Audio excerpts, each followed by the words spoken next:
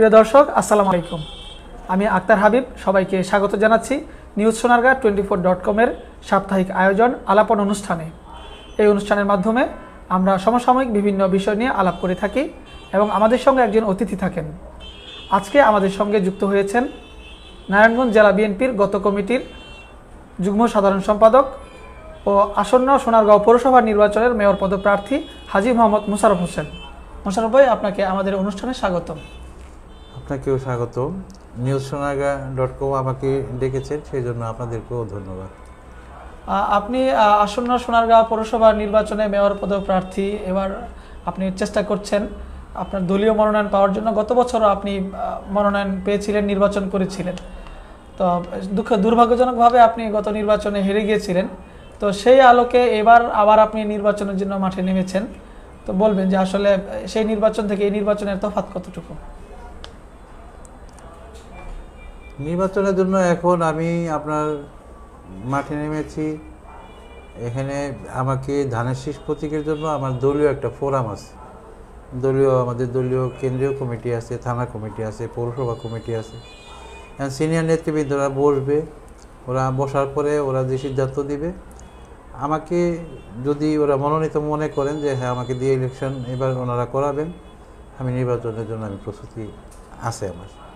আমরা সমসাময়িককালে দেখতে পাচ্ছি অন্যান্য প্রার্থীরা যতটা অ্যাগ্রেসিভভাবে তাদের প্রচারণা চালাচ্ছে, আপনাকে ততটা তেমন দেখা যাচ্ছে না। কিন্তু আপনি আলোচিত প্রার্থী, কারণ বিএনপির একটি ভোট ব্যাংক রয়েছে সোনারগাঁতে, আমরা জানি।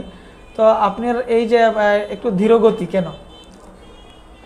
আসলে আমি স্বতঃস্ফূর্তভাবে বলতে হয় যে আমি এখানে যখন বসে আছি তখন বর্তমানে আমার 10টা মামলা। আচ্ছা, আমি এলাকাতে বিএনপির খুব একটা অ্যাক্টিভিটিতে আমি সক্রিয় হই না। আমি বিভিন্ন সময় সোনারগাঁ বিএনপির অনেক পদপদবীতে ছিলাম এবং দায়িত্ব পালন করেছি। কিন্তু এবারের যে আপনার যেই দেশের পরিস্থিতি, এই পরিস্থিতির কারণে আমি অনেক ক্ষেত্রেই ইচ্ছা থাকা সত্ত্বেও আমি এলাকাতে খুব স্বাচ্ছন্দ্য বোধ করি না।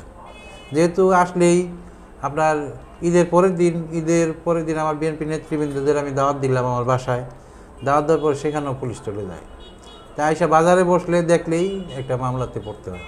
তো সব কিছু বিবেচনা করেই একটু বুঝে শুনে চলতেছি আর কি, ধীরে চলনীতিতে। আপনার নামে কতগুলো মামলা আছে? 10টা মামলা আছে এখন বর্তমানে। 10টি মামলা আছে। আমি জীবনে সোনারগাঁয়ের কাউকে একটা কটু কথা, কাউকে একটা থাপ্পড়ও দিইনি, কিন্তু এখন আমার নামে 10টা মামলা আছে। প্রত্যেকটা মামলায় আপনার বিস্ফোরক মামলা এবং রাষ্ট্রবিরোধী মামলা। অনেক জায়গায় বোম মেরেছি, অনেক জায়গায় ভাঙচুর করেছি, ভাঙচুর মামলা, এরকম ধরনের মামলা। কিন্তু এই রাজনীতিতে সোনারগাঁ কখনো অভ্যস্ত ছিল না, আগে ছিল না, এই ট্রেডিশনটা ছিল না। আর নির্বাচনের সময় আমরা যেটা বিশেষ করে স্থানীয় সরকার নির্বাচনের ক্ষেত্রে আমরা বলে থাকি যে দলীয় যে পপুলারিটির চেয়ে ব্যক্তি ক্যারিশমাটা অনেকটা বেশি এখানে প্রাধান্য পেয়ে থাকে। তো সেক্ষেত্রে আপনি কতটা যোগ্য প্রার্থী বলে নিজেকে মনে করছেন? আমরা তো বরাবরই এটা আপনার পরীক্ষিত। যতবার ভোট হয়েছে সোনারগাঁয়ে আপনারা দেখেছেন যে আপনার 90-91 যখন নাকি ফ্রি এবং ফেয়ার ইলেকশন হয়েছে তত্ত্বাবধায়ক সরকার আমলে, তখন দেখেছেন এখানে বিএনপির যে একটা ঘাঁটি 91, 96, 2001 পরপর 3বার এখানে আপনাদের সরাসরি ভোটে নির্বাচিত বিএনপিরাই ছিল। আর এই সোনারগাঁ পৌরসভাটা এটা হলো বিএনপির জন্য একটা প্রসিদ্ধ জায়গা। এই সোনারগাঁ বিএনপি পৌরসভাটার মধ্যে আপনার এই পর্যন্ত আওয়ামী লীগ 3-4বার ক্ষমতায় আসলো, কিন্তু নৌকা প্রতীক কখনো পাশ করতে পারে নাই। কী কারণে পাশ করতে পারে নাই? এখানে যেহেতু বিএনপির একটা বিশাল ভোট ব্যাংক, হয়তো বিএনপিকে অনেক প্রশাসনিক, রাজনৈতিক অন্যান্য প্রেক্ষাপটের কারণে সবাই স্বতঃস্ফূর্তভাবে ইলেকশন করতে পারে না। বিদায় দেখা গেছে যে এখানে নৌকা প্রতীকের বিরুদ্ধে এখানে যে দ্বারায় গত বছর স্বতন্ত্র প্রার্থীও পাশ করে গেল। তো এতেই আপনার প্রমাণিত হয় যে আপনার এই সোনারগাঁ পৌরসভাটা আপনার একটা বিএনপি অধ্যুষিত এলাকা। যদি ফ্রি এবং ফেয়ার ইলেকশন হয়, যদি আপনার প্রশাসনিক কোনো চাপ না থাকে, হামলার ভয় না থাকে, আমার নেতাকর্মীদের যদি স্বাভাবিকভাবে নির্বাচন কার্যক্রম করতে দেয়, তাহলে অবশ্যই বিএনপি এখানে ভালো করবে, এটা আমার বিশ্বাস। গত নির্বাচনে আপনি ধানের শীষ প্রতীকে লড়াই করেছিলেন, তো ফল বিপর্যয়ের কারণগুলো কিভাবে আপনি চিহ্নিত করেছেন? ফল বিপর্যয়ের কারণে এখানে আমি অনেক কিছুই বলতে পারতেছি না, যেহেতু আজকে আমি এখানে সাক্ষাৎকার দিব, কালকেই আবার যে একটা মামলা হবে না সেটারও কোনো নিশ্চয়তা নাই। তারপরেও বলি যে যতটুকু বলা যায়, আমি আমার এলাকা, আমি সাবেক 3 নম্বর ওয়ার্ডের আমি ভোটার এবং ক্যান্ডিডেট। আমি আমার এলাকায় বিভিন্ন গ্রামে আমি ঢুকতে পারি নাই। ভোট চাইতে আমি শ্রদ্ধেয় ভোটারদের কাছে আমি যাব, যে আমাদের সালাম, আমার নির্বাচনের সালামটা দিব, ওদের কাছে ভোট চাইব। আমি অনেক গ্রামে ঢুকতে গেলে অনেকে আমাকে বাধা দিছে, আমি ওদের নাম বলতে চাই না। আর বিশেষ করে নির্বাচনের সময় আপনার 9টা সাড়ে 9টা পর্যন্ত স্বাভাবিকভাবেই ভোটাভুটি হয়েছিল গতবারও। আর আপনাদের জ্ঞাতার্থে বলি, যেটা আমার দাদার বাড়ি সেন্টার, যেটা পানামে একটা অংশ, ওই সেন্টারটাতে আমার আব্বা এবং আমার ভাই এবং আমরা যতবার ইলেকশন করেছি প্রতিবারই আমরা এই সেন্টারটাতে বিপুল ভোটে জয়লাভ করেছি। ওই সেন্টারটাতে গতবার আমাকে 60টা ভোট দিয়েছে, এরা গোলাগুলি করেছে উভয় পক্ষ, করে সেন্টারটা দখল করে নিয়েছে। আর আমার যেই সেন্টার যেটাতে আমি ভোট দেই, সেই সেন্টারে আমরা কখনো হারি না, খুব কম। সাদেক সাহেবের সাথে একবার হয়তো হেরেছিল। তাছাড়া এই সেন্টারগুলোতেও আমার বড় ভাই পাশ করেছে। আমাদের অবস্থানও বলো 9, 8 এই সেন্টারগুলি, এগুলাতে আমি আমার ভোটাররা এসে ভোট দিতে পারে নাই। এবারের পরিস্থিতি আসলে গত নির্বাচনের অভিজ্ঞতার আলোকে আমি বলতেছি, আমি হয়তো জোরে সোরে এখানে নামতে পারতাম, এখনই নামতে পারি, কিন্তু নামতে গেলে আমি সবার চক্ষুশূল হব। এবং আমার যে নেতাকর্মী যারা আছে, এদেরকে সবাই আপনার আওয়ামী লীগ, জাতীয় পার্টিরা সবাই চিনে। তো এদেরও একটা লিস্ট নাকি অলরেডি তাদের হাতে আছে। তা আমি এদের নিয়ে এখন মিটিংয়ে বসার সাথে সাথে আমি তফসিলের অপেক্ষায় আছি। আমার মনোবাসনা যেটা, আমি নির্বাচনের যে প্রক্রিয়াটা, আমি আমার সিনিয়রদের সাথে আলাপ করেছি। ওনারা বলেছে যে যেহেতু খামাখামায় মামলা হয়, কেস হয়, নেতাকর্মীদের এভাবে হয়রানি করা হয়, তো একটু ধীরেই চলা ভালো। আর তফসিল ঘোষণার পরে হয়তো মামলা টামলা হয় না, তখন হয়তো জোরে সোরে। এখন আমি আসবো, যাবো, সবার সাথে যোগাযোগ রক্ষা করব। তফসিলের পরে আমরা গত নির্বাচনের পরে আপনাকে তেমন রাজনৈতিক কর্মকাণ্ডে সোনারগাঁতে খুব একটা সক্রিয় দেখা যায়, বিভিন্ন সামাজিক অনুষ্ঠান দেখা গেছে।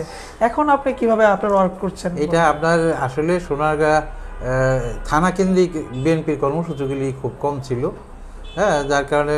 আর সোনারগাঁ রাজনীতিতে আপনার কম যেহেতু কর্মসূচি ছিল, নারায়ণগঞ্জ কেন্দ্রিক, ঢাকা কেন্দ্রিক কর্মসূচিগুলি ছিল, সেগুলোতে আমি সক্রিয় অংশগ্রহণ করেছি। এবং সোনারগাঁয়েও আমি যতগুলি প্রোগ্রাম হয়েছে কম বেশি, হয়তো আমরা এখন ওইভাবে দলীয় প্রোগ্রাম না করলেও সামাজিক প্রোগ্রামগুলোর মাধ্যমে আমরা সকলের সাথে যোগাযোগটা রক্ষা করি।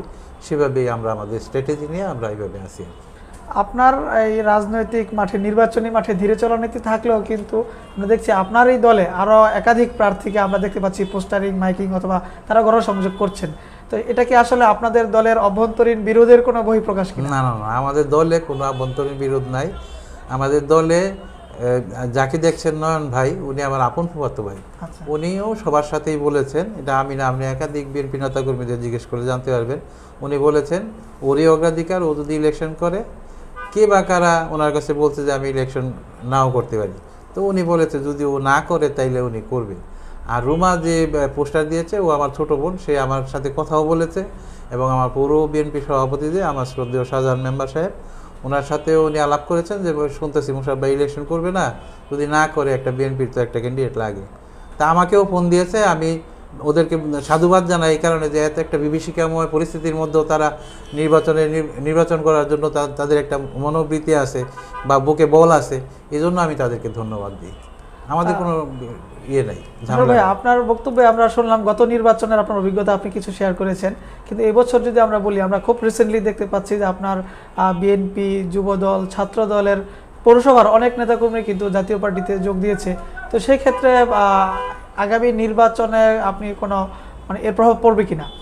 প্রভাব তো এটা আমি অস্বীকার করলেও এটা ভুল হবে।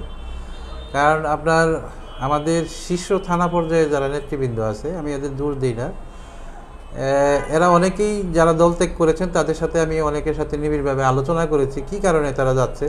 একে তো মামলা হামলা এলাকাতে থাকতে হয়, এগুলা তো আছেই। আর আরেকটা জিনিস হলো, আপনার একটা শিক্ষিত আমাদের একটা শ্রেণী আছে বিএনপি, যেটা আমাদের গর্বের বিষয় ছিল।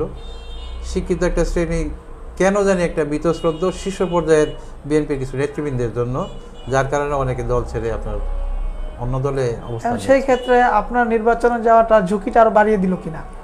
আসলে বিএনপি হলো সত্যিকার অর্থে কর্মীর দল না, বিএনপি হলো জনগণের দল।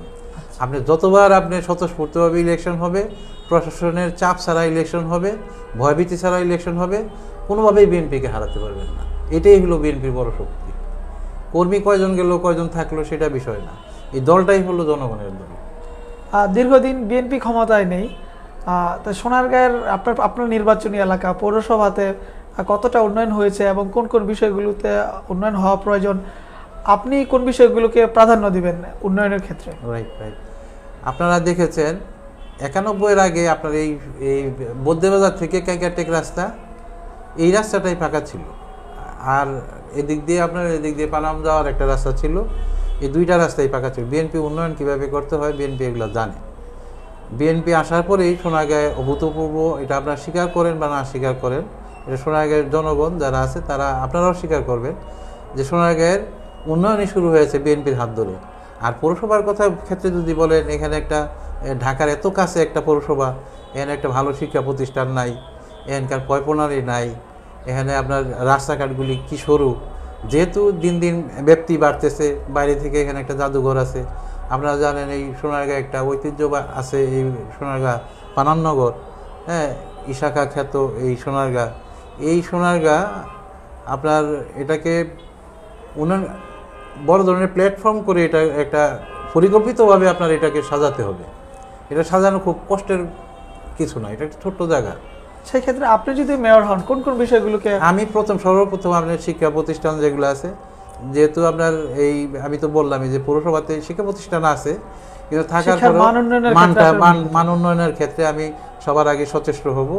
আর পাশাপাশি আপনার যে সরু রাস্তাঘাটগুলি আছে, বিভিন্ন ঢাকা থেকে লোকজন আসে, জাদুঘরের এখানে আসে, একটা যানজট লেগে থাকে।